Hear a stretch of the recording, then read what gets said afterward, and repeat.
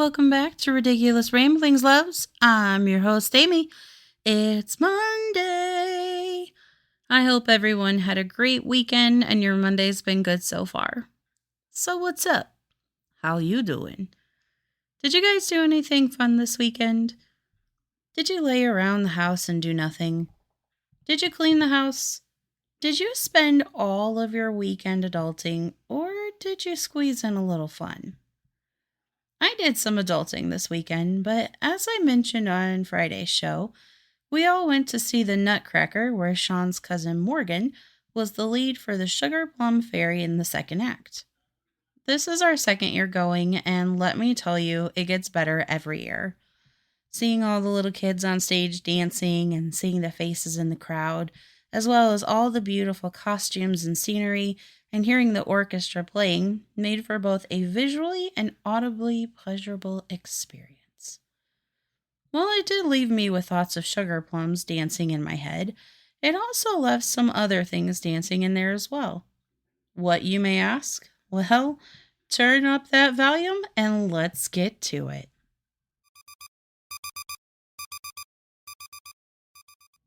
Oh man, time to get up and get to it. Or maybe press snooze a few times. It's funny how everyone has a different alarm sound to wake up to. It might be the classic sound that we just heard, or it could be something a little bit softer, less jarring. Or maybe you have your alarm linked up to your favorite music streaming service and you wake up to one of your favorite songs or one of your favorite artists. Sean's alarm is something very soft. It starts out slow and then gradually gets louder, and he wakes up with no problems to it. I, however, could not use that because I would sleep through it every single time. Well, my alarm sound now is much softer. It wasn't always like that. As I've mentioned before on the show, I'm a big fan of metal and rock. So I had my alarm linked up to Spotify and it would play one of my songs from my playlist as my alarm clock sound. The first time I ever stayed the night with Sean, I forgot to turn my alarm off, and when 6 a.m. came, Sean was not awakened by the nice soft little trills of his alarm clock. Oh no, ladies and gentlemen. He was awakened by the sound of "What?" followed by more guttural screams, the crashing sound of the drums, and some pretty sweet guitar solos. Sean sat straight up out of bed and ripped his CPAP mask off and said, "What the hell is that?" I quickly tried to turn off my alarm and apologized, telling him, "That's actually one of my favorite songs." He said, "You wake up to that?" Well, yeah, I kind of needed something to jolt me awake from my sleep and get started for the day. Which led to an interesting conversation between Sean and I this weekend. I was in my bedroom and I was just, browsing the TikTok and the Facebook, and I heard Sean's alarm sound going off, and I'm like, why is his alarm going off? He doesn't have a timer set for anything, not that I know of. So he came back inside and I said, "Babe, I heard your alarm going off. What's going on?" He said, "I just had my own ridiculous rambling thought. What if our alarm clock sounds are the theme songs to our lives? And that's the beginning to every new episode when we wake up, that starts our new episode." And I'm like, that's so funny because I was thinking about something along those lines. I was thinking, does everybody have their own soundtrack? Does everybody have an internal monologue as well? If you're asking, what's an internal monologue? It's that little voice inside your head that just keeps running and running and You see where I'm going with this, right? My mind immediately went to the show Zoe's Exceptional Playlist. Thanks to our good friends at Google, not endorsing the show. Zoe's Exceptional Playlist was a musical dramedy about a woman named Zoe Clark, who was a smart computer coder in San Francisco and discovered she could hear people's innermost desires as songs. Phew. Thankfully, that's all Hollywood and not real life, because how embarrassing would it be for someone to hear your thoughts about your crush?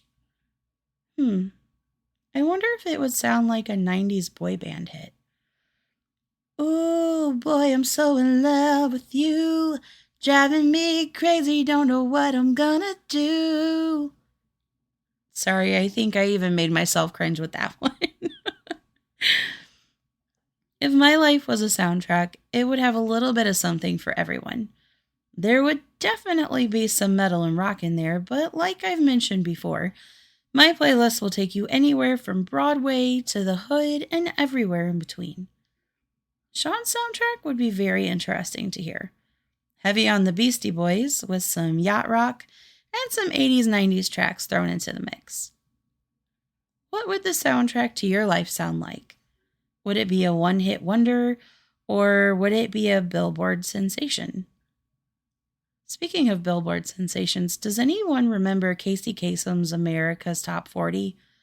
Or is it just me? Am I that old? I often think that shows like America's Top 40 or even Soul Train were the pioneers for MTV.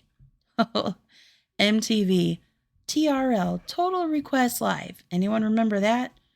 The way everybody was packed in the streets and inside the studio jamming out to some of the hottest hits and crushing on Carson Daly.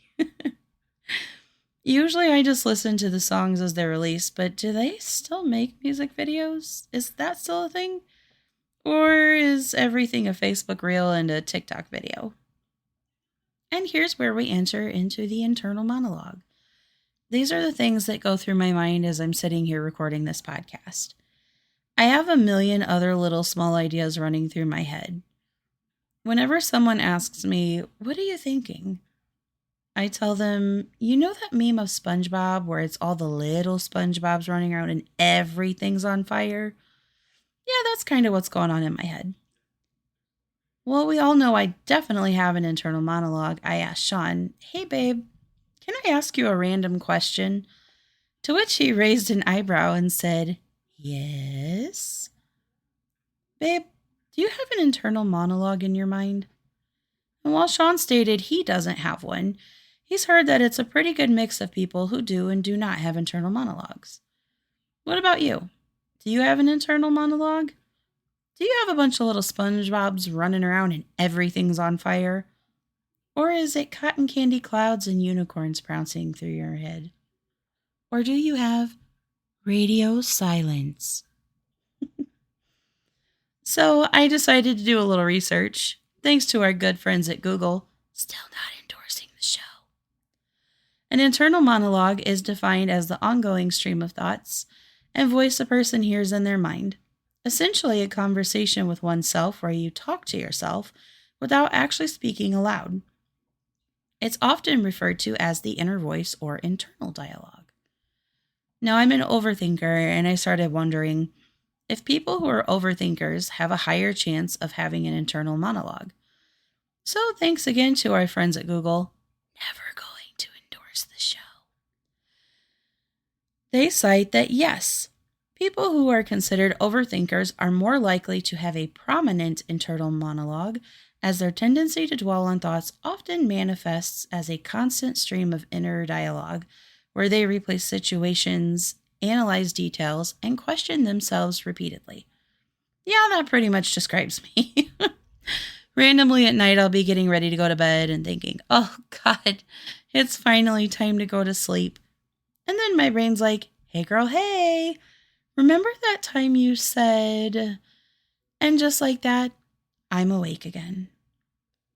I guess the benefit to being an overthinker and that constant running monologue is it gives me time to think of how I want to approach a situation, what words I want to use, and play out multiple scenarios.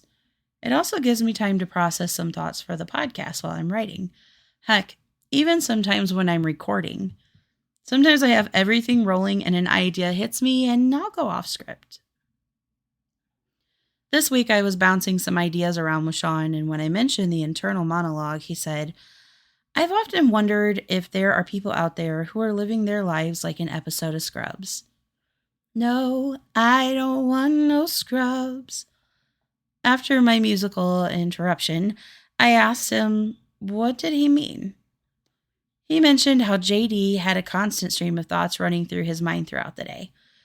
I sat there and nodded my head while the little voice inside said, "Oh, oh, I do, I do." Like the time I was in the Goodwill shopping, just browsing through the racks when Neil Diamond's Sweet Caroline came on. I started thinking, just listen to the song, Amy. That's all you have to do. Listen to the song and look at the sweaters. Don't, please don't do it. People are going to think you're weird. I was fighting a losing battle. As he got closer and closer to the chorus, I could just feel it building up inside. The little voice inside my head finally just said it. Screw it. You're going to do it anyways. And right on cue, I joined Neil Diamond and Sweet Caroline. Bum, bum, bum. Good times never look so good. Seriously, who hears that song and doesn't sing along to it? We were also talking about how would the inner monologue of a dog sound. What's running through their minds to get those little tails just a wagging away? Oh boy, my favorite human is here. Hi human, I love you. Pet me, sit down, let's cuddle. There's a stick, there's a stick, there's a stick, gotta get it.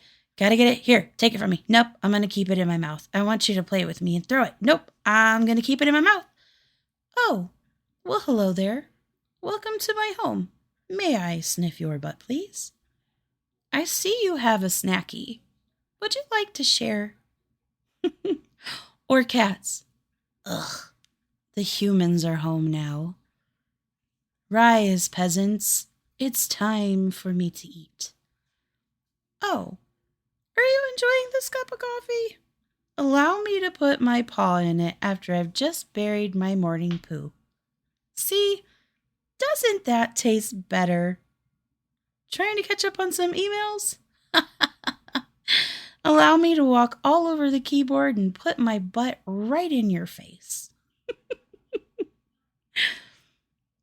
Why did my interpretation of a dog sound like Buddy the Elf?